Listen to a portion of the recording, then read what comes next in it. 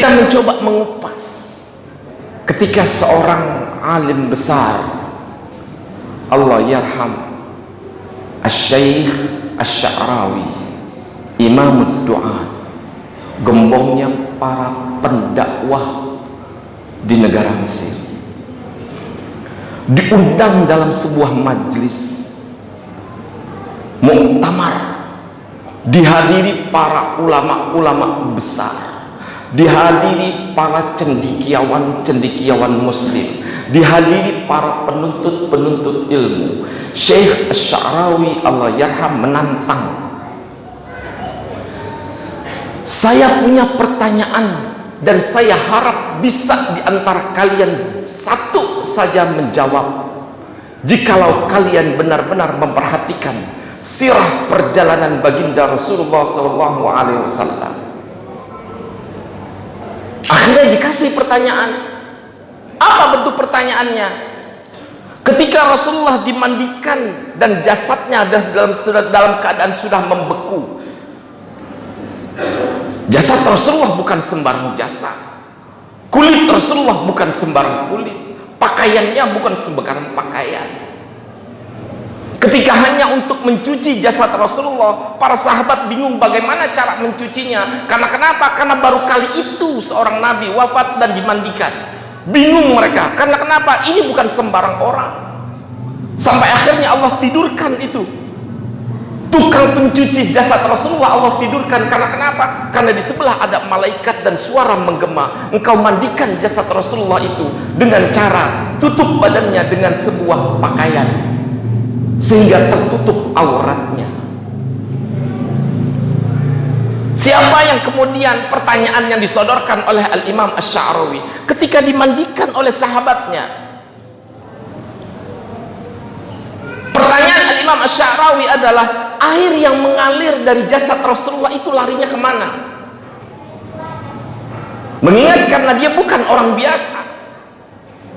Kalau yang kita mandikan adalah orang biasa, dengan selang kita sebor, airnya mengalir ke got, airnya mengalir ke beberapa tempat. Tapi ketika yang dimandikan adalah bukan manusia biasa, pertanyaannya, airnya lari kemana? Terdiam muktamar itu, tak seorang pun bisa menjawab. Akhirnya Al-Imam Asy-Sya'rawi memberikan satu tenggat 1 hari. Muktamar kita berlangsung 7 hari. Saya berikan kalian 1 hari untuk bisa menjawab. Angkat tangan seorang ketua majelis muktamar. Saya ya Syekh, saya berusaha akan menjawab. Silahkan, saya berikan tentang waktu 1 hari untuk bisa menjawab. Ini yang ingin menjawab adalah ketua muktamarnya.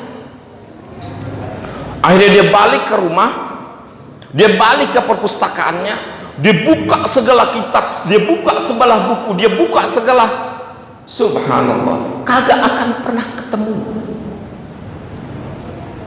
Saking capeknya dia buka segala macam kitab, kemana pembahasan air mandi bekas dimandikannya Rasulullah SAW.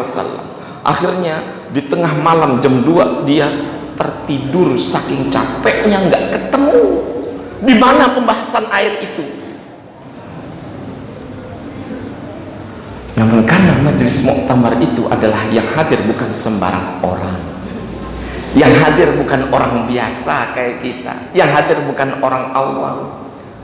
Si sang ketua muktamar yang sudah mencari begitu sangat sering, akhirnya Allah berikan sebuah mimpi. Karena dia bukan orang sembarang, diberikan sebuah mimpi.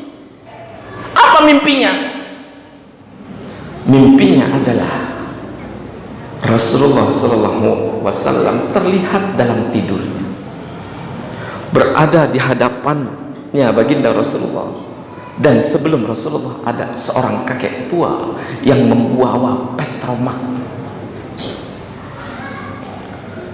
Bergegas, yang namanya mimpi kepada baginda Rasulullah adalah sebagai sebuah harapan. Bergegas dalam mimpinya itu, dia menghampiri baginda Rasulullah, kemudian mencium tangannya. Ya Rasulullah, ya Rasulullah.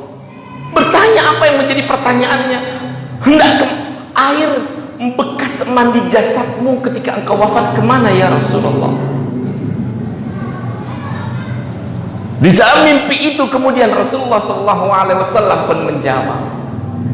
Jawaban itu engkau bisa dapatkan dari orang yang di depanku yang sedang membawa petromak hamil kendi.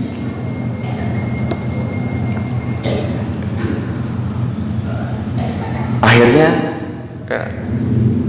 begitu dilihat, ternyata di samping Rasulullah itu adalah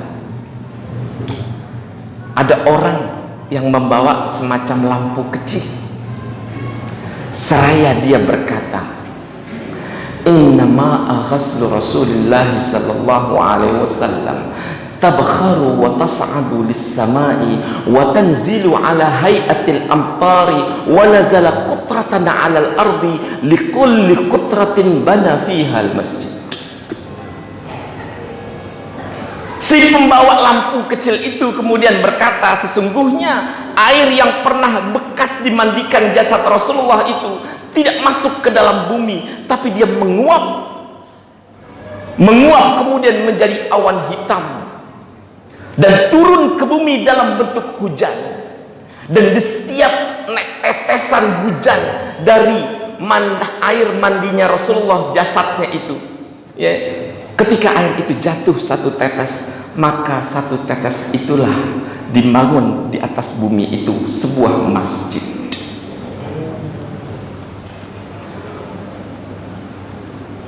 Bangunlah dia, mukanya berbinar, aku udah ketemu jawaban, aku udah ketemu jawaban, aku udah ketemu jawaban. Begitu terakhir muktamar itu dibuka, dia menunggu kapan ini Syekh Sa'rawi menunjuk saya untuk bisa saya jawab. Syekh Sa'rawi sudah lupa. Belum ditutup, akhirnya dia angkat tangan. Wahai Syekh, engkau dulu pernah bertanya kemana larinya air jasad Rasulullah ketika dimandikan. Oh ya, silakan jawab. Sesungguhnya aku bermimpi, ya, bahwasanya air jasad Rasulullah yang dimandikan saat matinya itu berubah, menguap jadi awan, turun sebagai bentuk hujan, dan setiap tetes hujan yang turun itu akan dibangun masjid di atas tetesan awan yang berasal dari mandinya Rasulullah SAW. Syekh Sa'rawi menjawab, dari mana jawabannya? Dari baginda Rasulullah SAW. Dijawab oleh Syekh Sa'rawi, salah kamu. Jawaban itu kamu dapatkan dari seseorang yang membawa lampu kecil. Bengong dia. Kok bisa tahu Syekh? Engkau nggak turut dalam mimpiku. Kata Syekh Sa'rawi, sesungguhnya yang membawa lampu kecil di depan hadapan Rasulullah itu adalah